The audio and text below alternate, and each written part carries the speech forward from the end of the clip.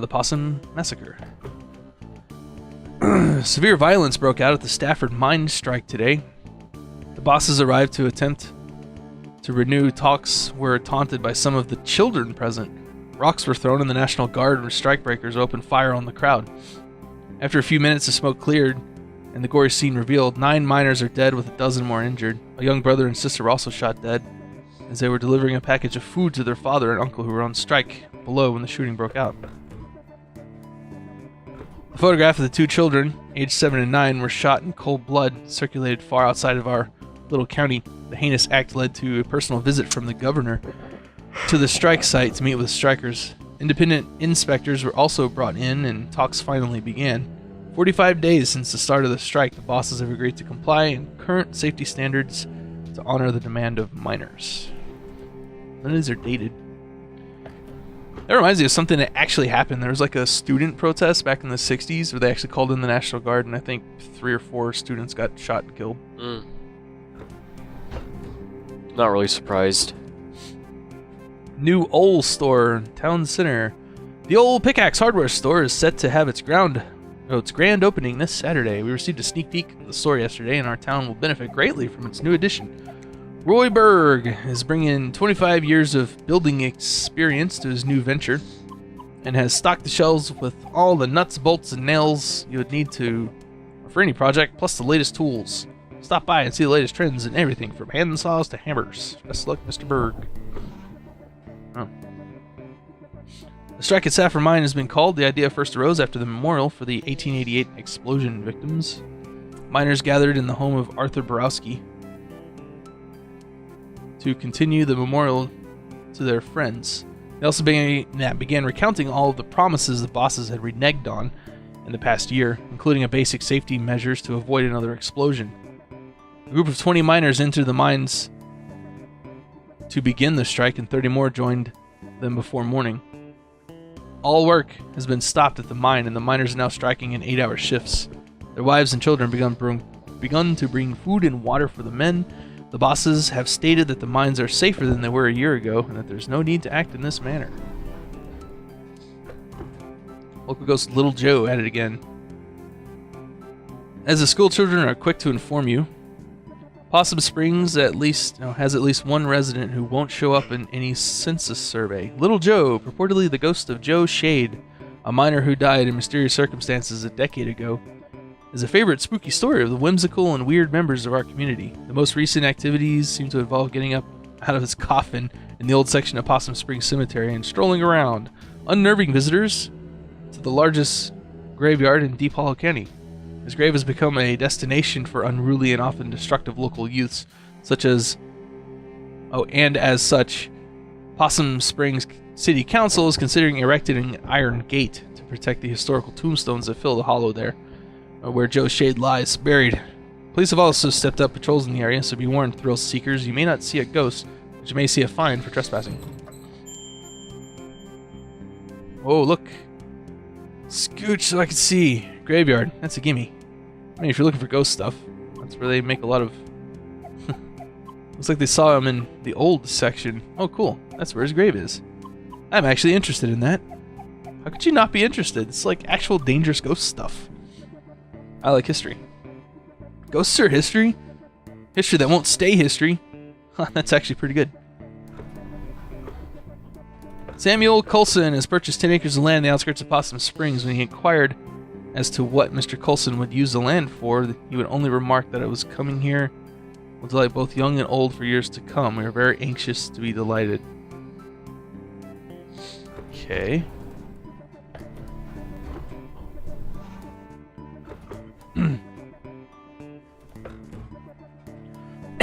Excuse me. The houses on Larch Street have evacuated after the discovery of a gas buildup in the basements was found to have led to hallucinations in scattered members of the households.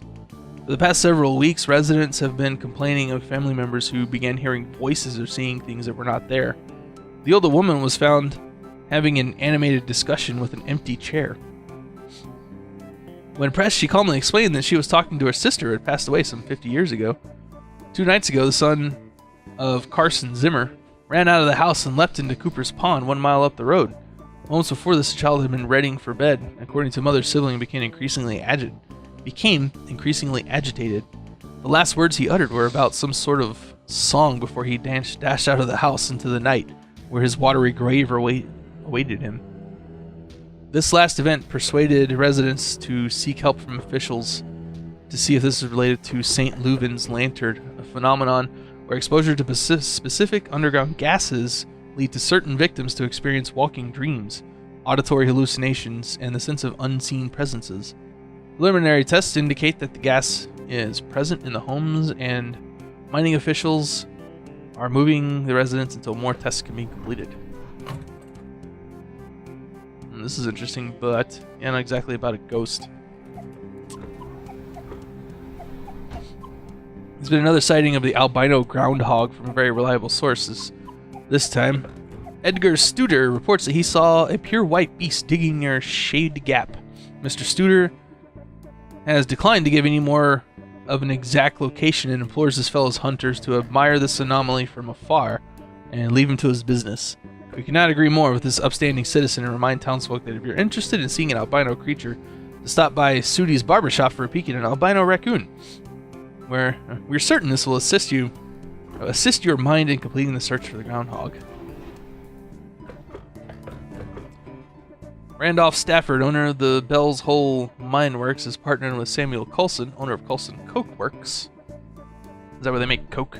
Am I putting you to sleep over here reading all these? No, I'm not sleepy. Just leaning back with your eyes closed. My eyes aren't closed. I'm not asleep, I'm just resting my eyes. I'm not asleep.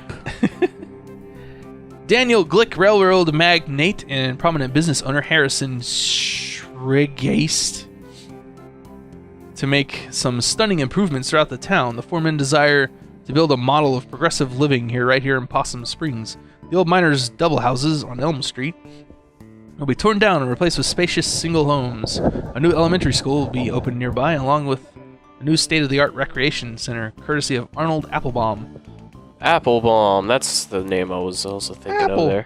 Applebaum. That's the statue, the guy, I believe, that was staring through B's window. So, you get my texts. Randall Stafford promises the previously striking improvement. Okay. Goes to Little Joe. Stanley T. Possum statue, known residents as Posse, is finally slated for demolition. Posse closed in 1967, but Richard Coulson, son of Samuel, had hopes of refurbishing the statue for new generations. Posse stood silent for close to 60 years, witnessing the beginnings of the demise of the railroad, the mines, and the coke works. The fuck is a coke works? I don't know. I'm from the South. I don't know what the fuck a coke works is. Ushered in existence. Teens and other vandals broke into Posse over the years. Climbing up through Posse became a rite of passage for many young people in the area. Residents have been torn over what to do with the beloved but derelict structure over the years, but 3 years ago, pressure began mounting to have it torn down. A storm knocked off Posse's ear, and next year, Ralph Jenkins fell from the staircase and broke both legs. Samantha Coulson Glick, daughter of Richard, finally agreed that it was time for Posse to go. The demolition will begin at 12 p.m. on Saturday, and viewing areas will be set up from a safe distance. Yep, so they basically built a Statue of Liberty type thing, sat there for 60 years, and then tore it down. Dear citizens, please make note to keep your pies safe during pleasant weather we are experiencing. Several ladies have reported pies from their kitchens disappearing at alarming rates. Even worse, excuse me, the picky culprit is leaving behind only the rhubarb pies. Why? Rhubarb pies are fucking delicious. Until this criminal is caught or the bad weather returns, we remind our housewives to make use of their pie safes indoors or stick to rhubarb. Here we go. Oh. Strange but true, a tale of teeth. Weird, forgotten aspects of Deep Hollow County history, culture, published weekly. Bad bosses figure heavily into Possum Springs history, and this morbid tale of crime and secret societies is no exception. The story goes, in 1870, a local mine boss was skimming workers on their pay. A group of miners confronted him. While he was in the act, he denied everything with many a slur and punched the miners' leader, Darnell Glace, in the face. causing him to lose his last remaining tooth. The miners knew how much Darney's tooth meant to him, and they descended on the boss. A few held the boss down, while the others removed all of his teeth with pliers. The teeth were passed out to all the miners, and a secret society was created with a vow to protect the workers' interests. That explains the tooth. Also note, further evidence of Borowski's family being with the miners, they held that one meeting At the Borowski house. At the Borowski house, yeah. Membership was based on owning one of these teeth, and each was marked with a symbol of their choosing. These symbols were used around the coal patch to organize meetings and make announcements. The boss survived this attack, but never named his attackers for fear of implicating himself. When he died a few years later, members dug up his grave to retrieve his skull. It was then used in ceremonies to perform before going out for retribution. All would gather around and place their teeth into the sockets and later retrieve their tooth after the retribution was completed. Upon a member's death, their tooth would be passed to a new member. Teeth of members in jail would be left in their sockets until their fates were decided. After the strike of 1889, the society dwindled.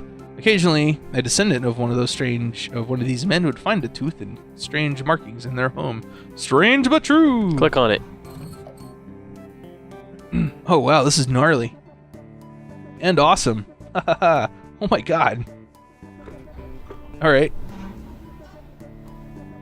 The final group of bodies from the 1888 explosion have been recovered 2 days shy of the 1-year anniversary of the tragedy. Wow, it took them a year to find all those. These 5 men bring the total of dead to 112. 2 of the men, Addison Pine and Henry Harvey, were the ones who set off the explosion. Although the mine bosses have been informed that gas pockets were present in that section, they elected not to inform Pine and Harvey of the possible danger. The other 3 bodies belonged to Peter Bledsoe, Christian Stanoff, and Peter Ladchtha. Peter Ladchtha's funeral arrangements will be handled by Father Lidditz, as the man's widow has since returned to Hungary with his 2 orphans. Wait, if their mom is still alive, they're not orphans. Orphan means you don't have any parents. No, go back. Let me reread that. Peter Ladchtha's funeral arrangements will be handled by the man's widow, which means his wife. I guess returned to Hungary with his 2 orphans. I guess it's a dumb way of saying, you know, the kids are orphaned from their father, I guess. I don't know. It's dumb wording. It is dumb wording. So I'm guessing... Oh, here we go. I didn't read this one. The Possum Springs Historical Society conversion of the God, I gotta read this fucking name again. The Shrigist House into its new headquarters and education center has hit a snag. Custodial head Jed Newsom has resigned, citing strange occurrences at the old manor. I'd be here after hours doing my work, and I'd hear something walking around trying doorknobs. I came out to see who was fooling, but there was never anybody there, said Newsom. Trying to get this map room operational for the children, all the while looking all over my shoulder expecting to see God knows what. Look at the censored the word God there. Mr. Newsom had previously requested work only on daylight hours when other staff were present in the building, but even that proved to be too terrifying. I don't go to the off-limits area anymore. I don't go up past the 2nd floor, and then only go into the office. Only 2 go to the office. I know the others laugh, say I'm seeing a little Joe or something, but they can all go spit. Little Joe, for the uninitiated, was a local ghost story popular some years ago. The Possum Springs Historical Society has refused to comment on Mr. Newsom's claims at this time. Ding! Hey, ghost spotted. Historical Society? History that won't stay history. In a history place. History place? Yeah, I've never been. You didn't go back in school? I think this was when I wasn't in school. Oh, after the softball incident. Yeah, I mostly watched TV and did therapy. Well, it's actually a pretty cool old house. It used to be owned by one of the owners, or one of the mine owners or something. Railroad, mine, steel mill, something like that. An actual haunted house. No. Elementary school kids are there all the time. They have like summer arts and crafts programs. Oh, well, still worth checking out. Okay, well, that's like 3 leads. Let's boogie. Let's boogie? Also, is that it? Pretty sure I read everything.